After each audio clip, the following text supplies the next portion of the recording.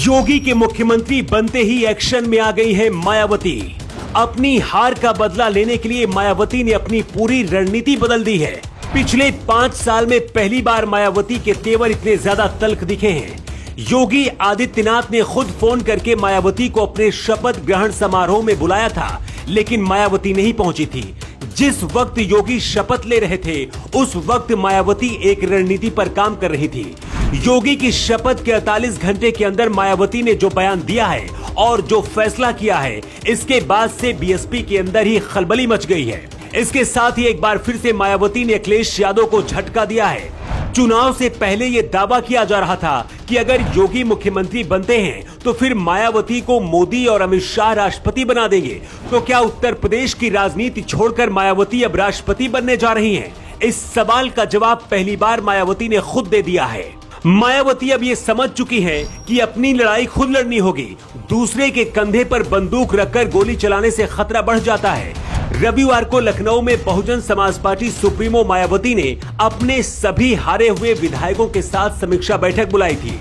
इस बैठक में पार्टी के राष्ट्रीय महासचिव सतीश चंद्र मिश्र और चुनाव जीतने वाले इकलौते विधायक उमाशंकर सिंह भी शामिल थे। लेकिन मायावती के तेवर देखकर सभी डरे हुए थे। मायावती ने सबसे पहले उत्तर प्रदेश की पूरी कार्यकारिणी को भंग कर दिया। इसे मायावती का बहुत बड़ा एक्शन माना जा रहा है। पूरी कार्यकारिणी भंग करके मायावती ने यह संदेश देने की कोशिश की है कि कार्यकर्ताओं की वजह से ही बीएसपी की इतनी शर्मनाक हार हुई। उत्तर प्रदेश में बीएसपी के पास विधानसभा की 1 सीट है और लोकसभा की 10 सीटें हैं। ऐसे में 2024 के लिए मायावती ने बहुत बड़ा दांव चल दिया है। मायावती ने 3 चीफ कोऑर्डिनेटर की नियुक्ति कर दी है। इससे माना जा रहा है कि बीएसपी को नए सिरे से संजीवनी मिलेगी। लेकिन जिस वक्त ये सब कुछ चल रहा था, उस दौरान भी बैठक में शामिल बीएसपी के कार्यकर्ताओं को लग रहा था कि मायावती अब तो राष्ट्रपति बनने जा रही हैं। लेकिन मायावती ने इसे अपनी और काशीराम की प्रतिष्ठा से जोड़ते हुए जो कहा है, उसके मायने बहुत गहरे हैं। बहन जी ने कहा कि बीजेपी ने इस चुनाव में एक सोची समझी रणनीति और साजिश के तहत अपने आरएसएस संगठन से बीएसपी के लोगों में गलत प्रचार किया था कि यूपी में बीएसपी की सरकार बनी तो हम आपकी बहन जी को देश का राष्ट्रपति बना देंगे। मायावती ने कहा कि इसीलिए बीएसपी का कोर वोटर भी बीजेपी के साथ चला गया और बीएसपी की हार हो गई। मायावती ने कहा, राष्ट्रपति बनना तो दूर, मैं इस बारे में कभी सोच भी नहीं सकती हूँ। मायावती ने कहा कि कभी अटल जी ने काशीराम जी को राष्ट्रपति बनने का ऑफर दिया था, लेकिन प्रस्ताव काशीराम जी ने ठुकरा दिया था और मैं तो उनके पद चिन्हों पर चलने वाली उनकी मजबूत शिष्या हूँ।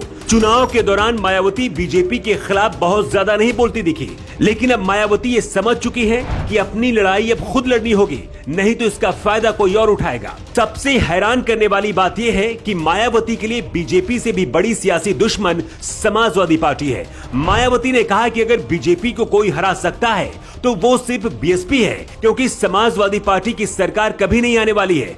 आपको बता दें कि कुछ बीएसपी नेता बताते हैं कि इस बार करारी हार से मायावती बहुत ज्यादा सदमे में है। मायावती को अभी भी ये यकीन नहीं हो रहा है कि उनकी पार्टी को सिर्फ 1 सीट मिली है। मायावती के सामने रास्ता बहुत कठिन है। अगर 2024 के लोकसभा चुनाव की परीक्षा में भी फेल हो जाती है तो फिर बीएसपी का भविष्य अंधकार में जा सकता है। इस बात को मायावती भी समझ चुकी हैं। दावा किया जा रहा है कि मायावती ने टारगेट तैयार कर लिया है कि किसी भी हालत में 2024 के चुनाव में कम से कम 20 सीटें जीत कर लानी है। वैसे आपको क्या लगता है, क्या मायावती 2024 में 20 से ज्यादा लोकसभा की सीटें जीत पाएंगी? आप अपना जवाब कमेंट बॉक्स में दे सकते हैं। न्यू टाइम्स के लिए ब्यूरो रिपोर्ट।